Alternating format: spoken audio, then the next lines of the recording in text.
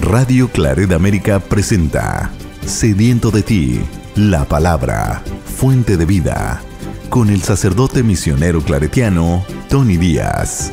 Reflexiones diarias del Evangelio. Aquí iniciamos.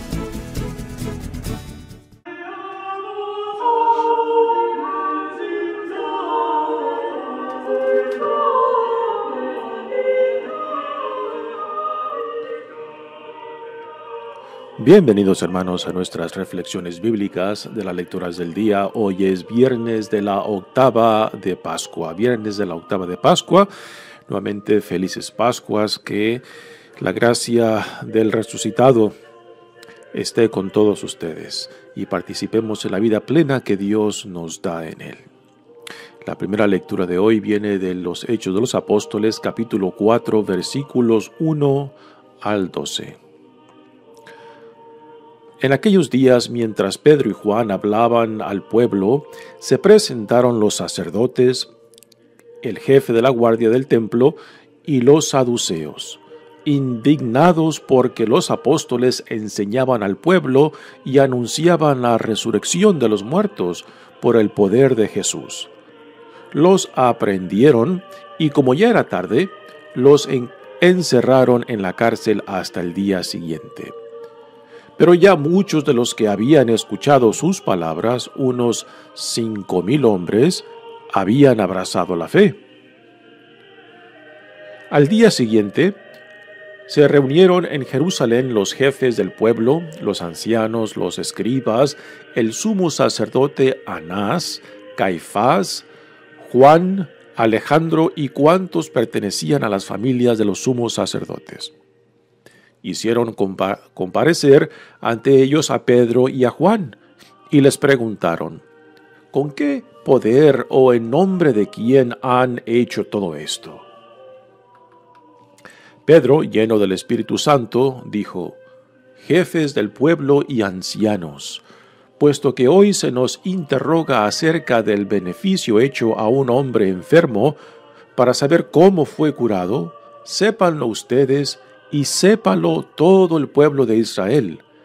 Este hombre ha quedado sano en el nombre de Jesús de Nazaret, a quien ustedes crucificaron y a quien Dios resucitó de entre los muertos.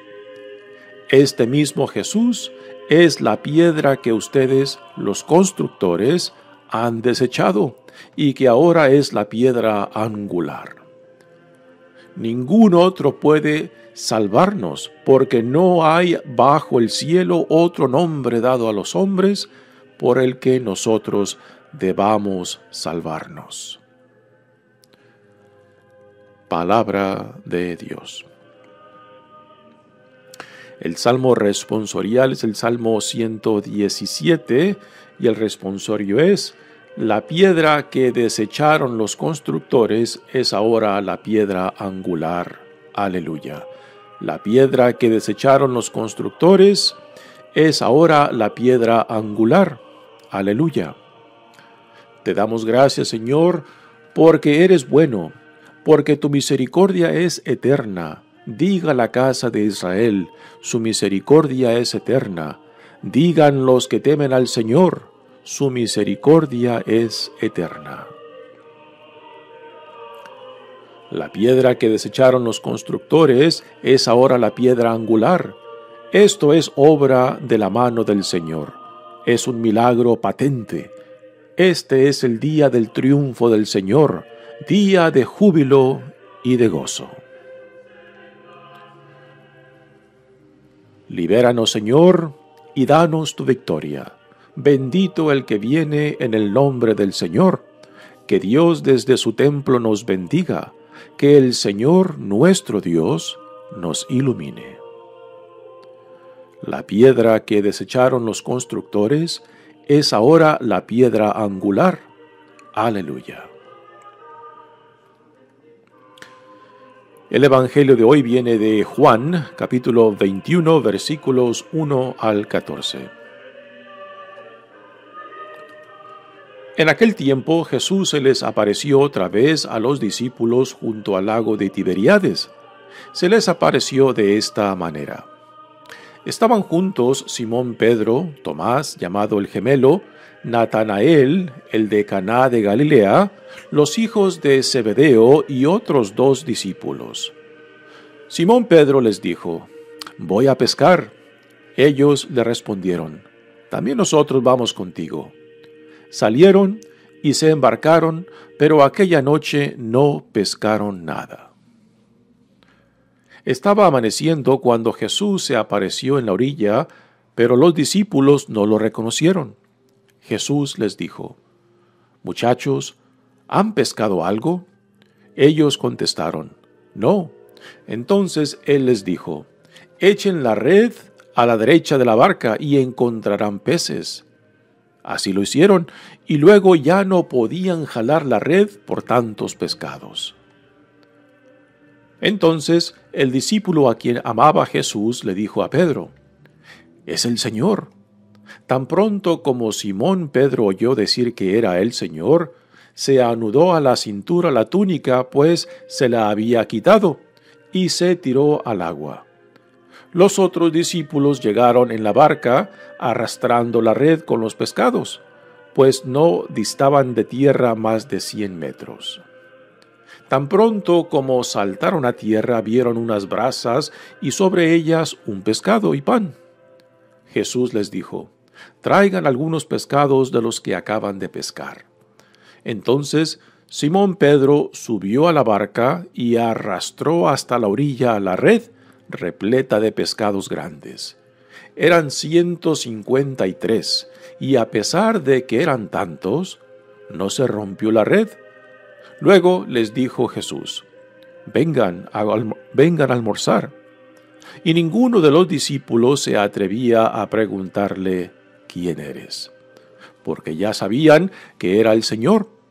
Jesús se acercó, tomó el pan y se lo dio, y también el pescado.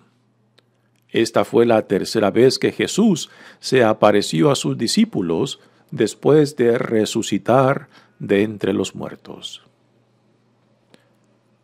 Palabra del Señor.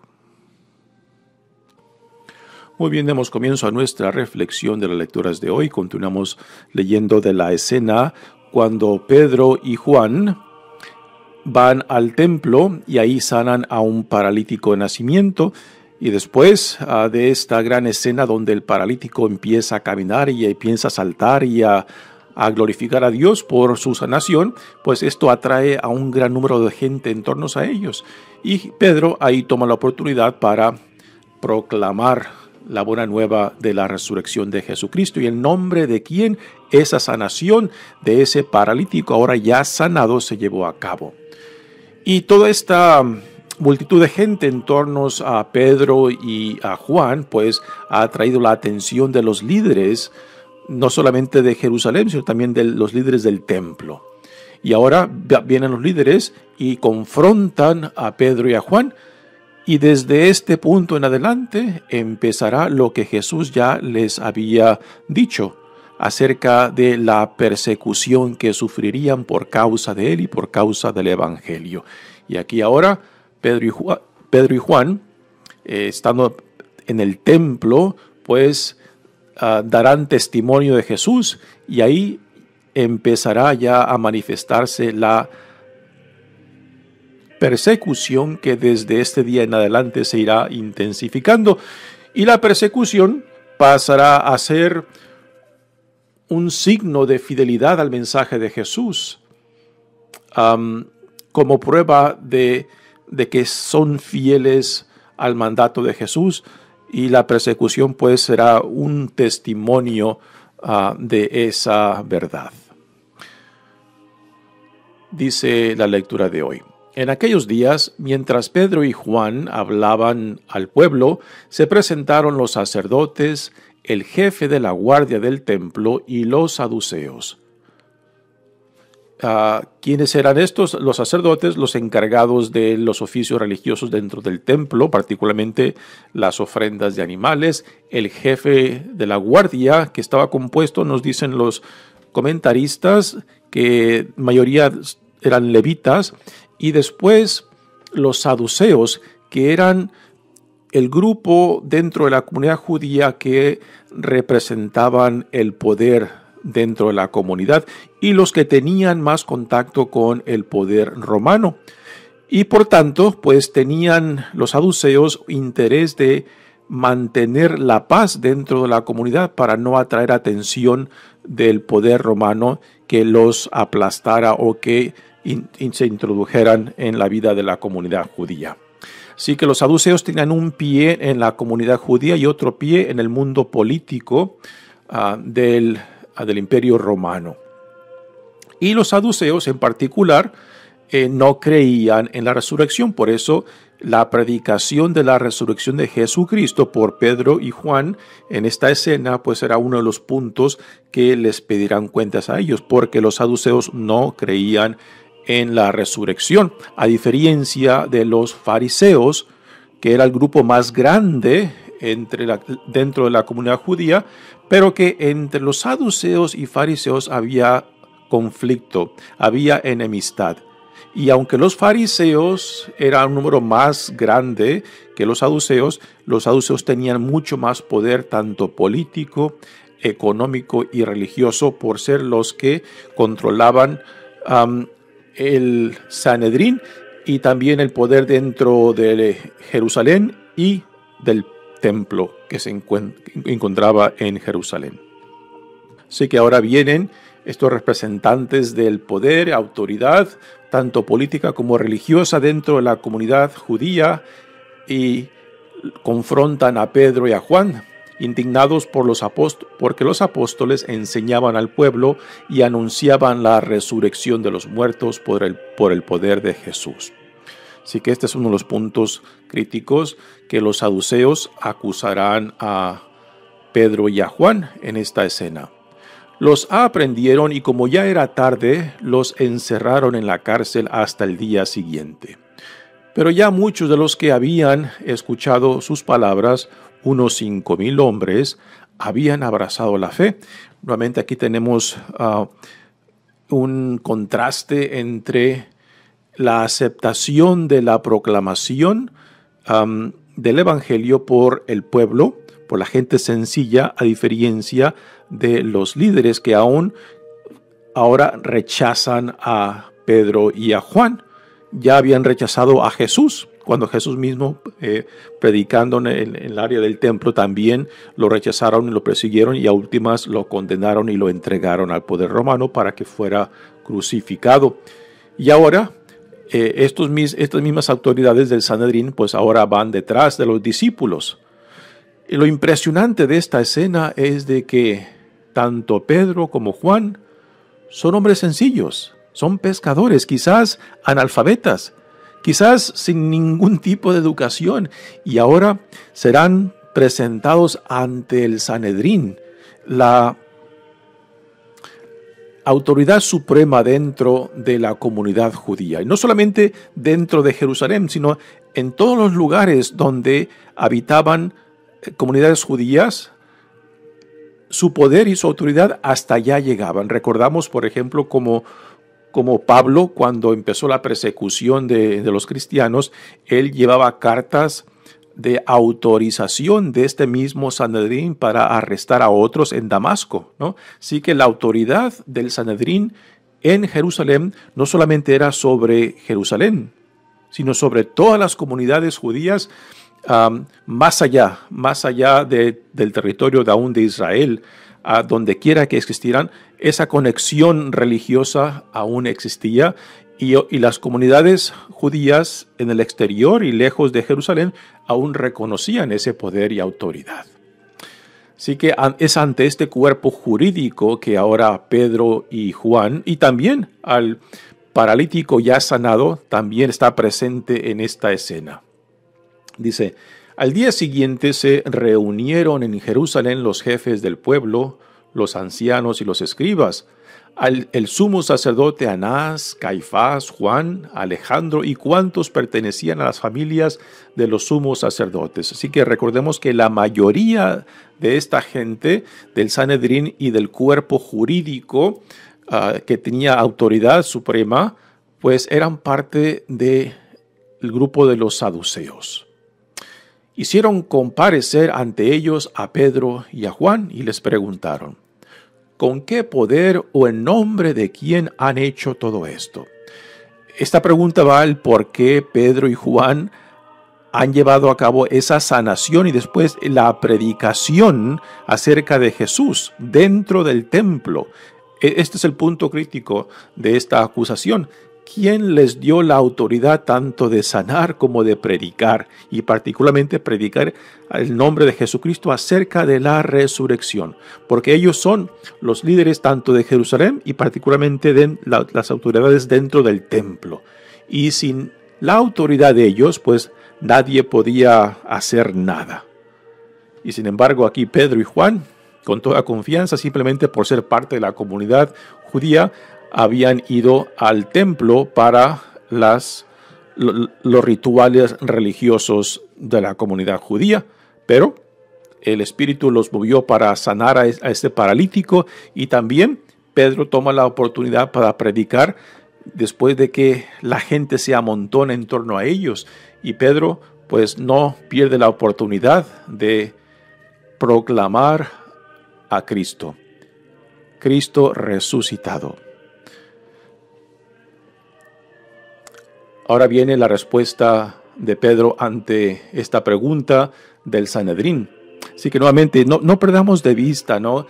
¿Quién es Pedro y Juan? Son hombres sencillos, quizás analfabetas.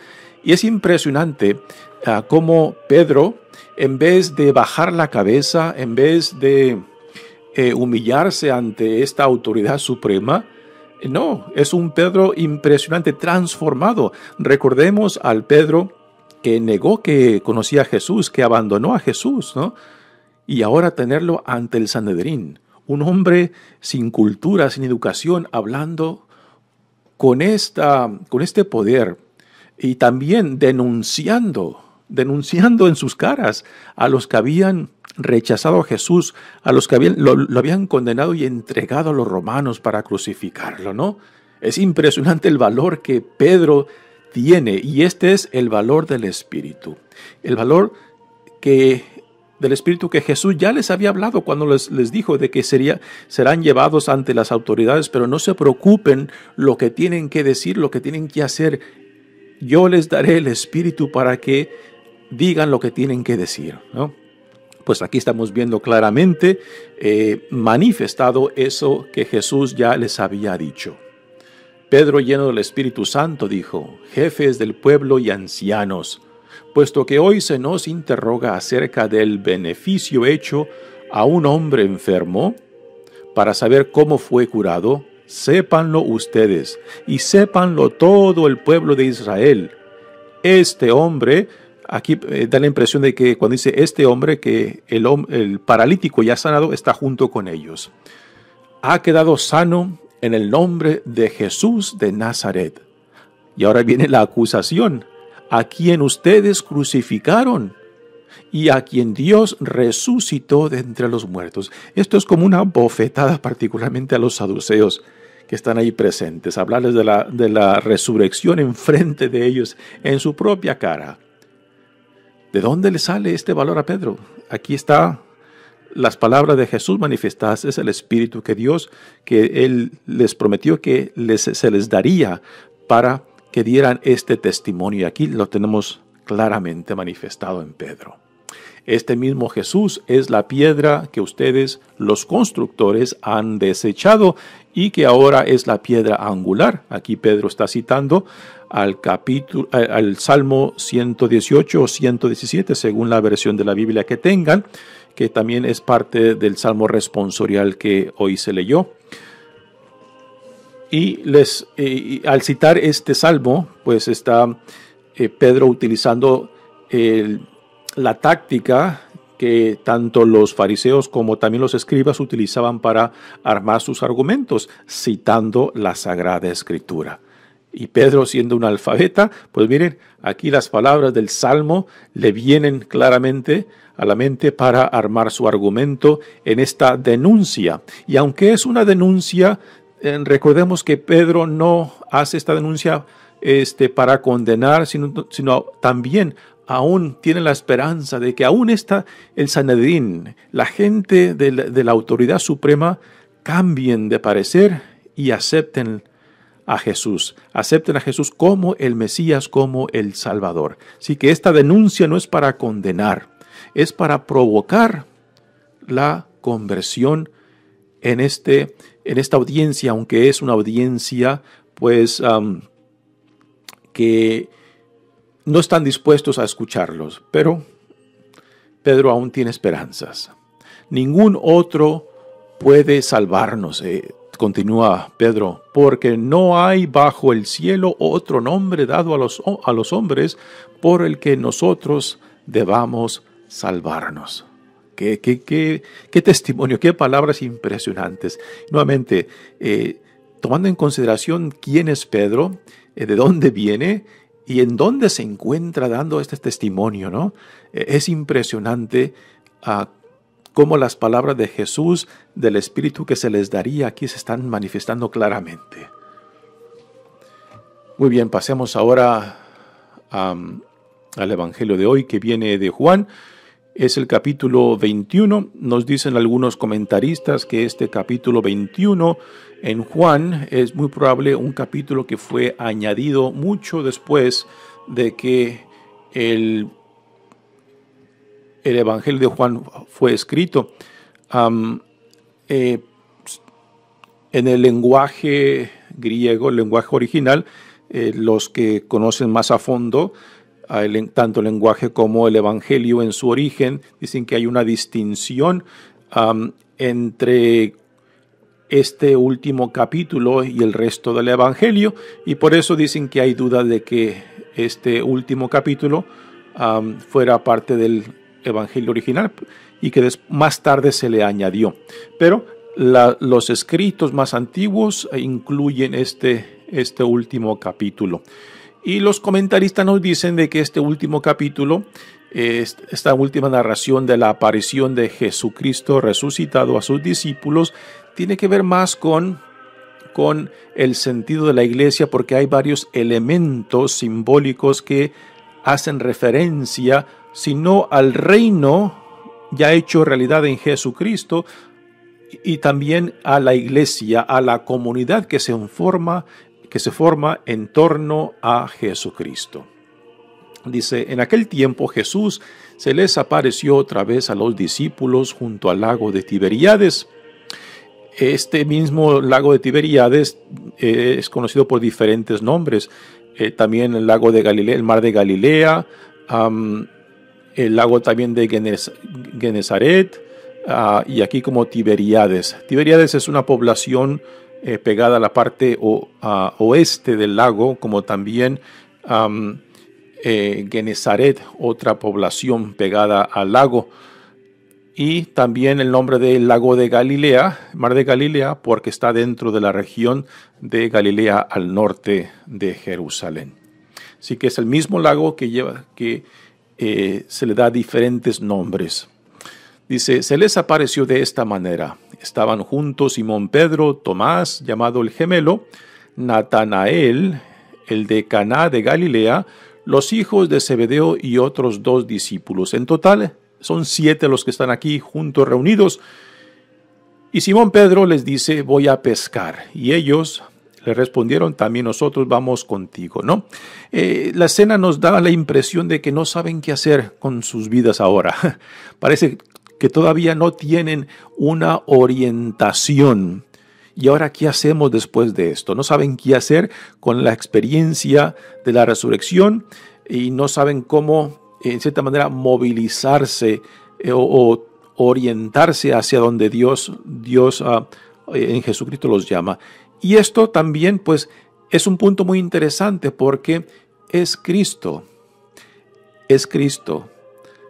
la fuente y la base de la comunidad y de la iglesia y del reino, quien le da la orientación, quien le da el poder y la autorización a la comunidad que hoy en día llamamos la iglesia. No es la iglesia por sí misma quien actúa, es la iglesia en nombre de Jesús por quien actúa, ¿no?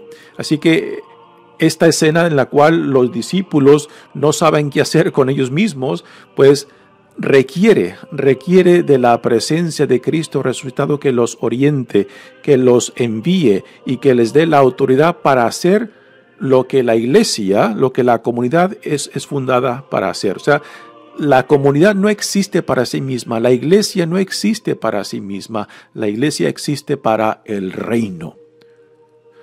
Y esto es algo que este último capítulo de Juan pues nos deja claro en varias formas, ya lo veremos.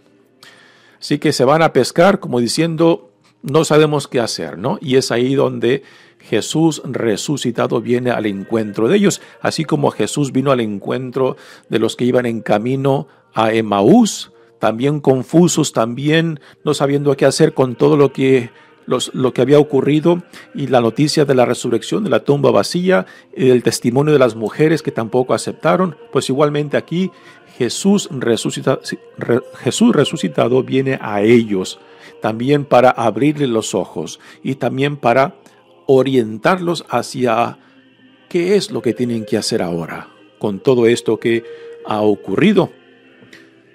Y se estaba amaneciendo cuando Jesús se apareció en la orilla, pero los discípulos no lo reconocieron. Jesús les dijo, muchachos, ¿han pescado algo? La pregunta clásica. Cuando ven a alguien pescar, ya sea con caña, ya sea con la línea y con la piedrita de peso, o con una atarraya, una red, no, es la pregunta clásica. ¿Han agarrado algo? ¿Han pescado algo? Y ellos le contestaron, no. Entonces él les dijo, echen la red a la derecha de la barca y encontrarán peces. Así lo hicieron, y luego ya no podían jalar la red por tantos pescados. Aquí hay un simbolismo muy interesante. En la barca, símbolo de la iglesia, la red también símbolo de la iglesia o del reino, digamos. Y la cantidad de peces que han pescado, pues simboliza la abundancia de la cosecha a la cual somos llamados como comunidad para atraer a Dios, para atraer a Cristo a todos los pueblos. Y notemos que es por la palabra de Cristo que se encuentra en la orilla, que les dice dónde tiren la red, que esta pesca milagrosa se lleva a cabo. Así que es por la palabra, es por el mandato, es por la inspiración de Jesús, por el cual esta pesca abundante que representa la misión de la iglesia para el mundo. Dice, entonces el discípulo a quien amaba Jesús le dijo a Pedro, es el Señor. Tan pronto como Simón Pedro oyó decir que era el Señor, se anudó la cintura, se anudó a la cintura la túnica, pues se la había quitado y se tiró al agua. ¿Qué significa esto de que Pedro y quizás los otros discípulos estaban pescando desnudos? Esto no nos debe de causar ningún escándalo.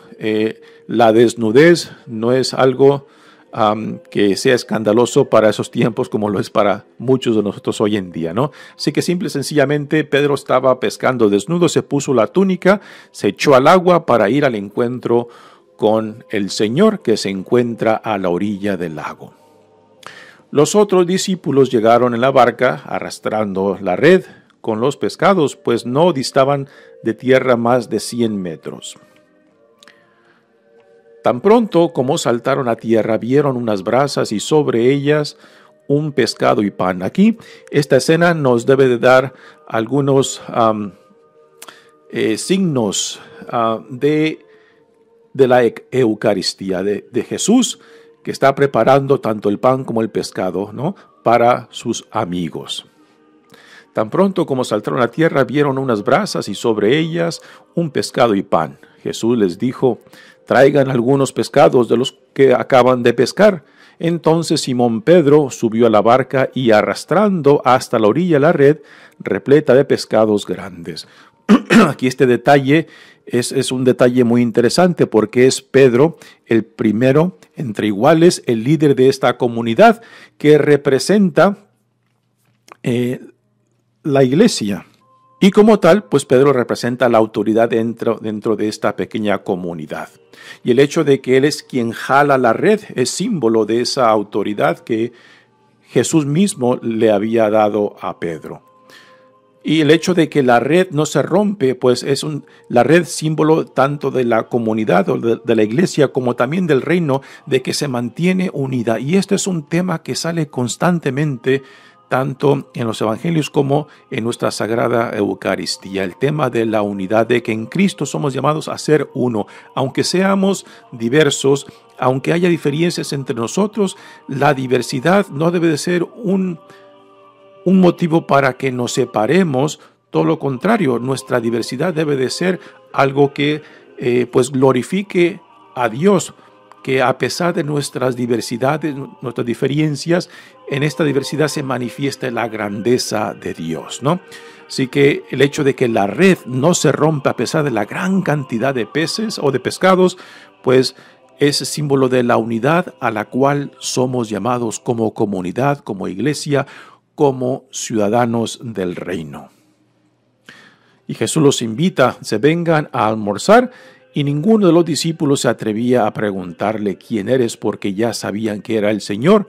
Jesús se acercó, tomó el pan y se lo dio, y también el pescado. Aquí, acciones eucarísticas claramente podemos detectar. Esa fue la tercera vez que Jesús se apareció a sus discípulos después de resucitar de entre los muertos. Así que Jesús resucitado otra vez está reuniendo a su rebaño que fue dispersado y que quizás todavía aún no entienden, aún todavía no ha compenetrado el significado de estos eventos de la resurrección de Jesucristo, porque desde este momento en adelante entonces ellos ya se lanzarán al mundo a llevar a cabo la misión para la cual la comunidad o la iglesia existe, para proclamar a Cristo, para ser sacramento del reino que Dios ha inaugurado en Jesucristo, que es nuestra misión también. Mi nombre es Padre Tony Díaz, misionero claretiano. Que Dios los bendiga. Radio Claret América presentó Sediento de ti, la palabra. Fuente de vida. Sus comentarios son importantes. Contáctenos en radioclaretamerica@gmail.com.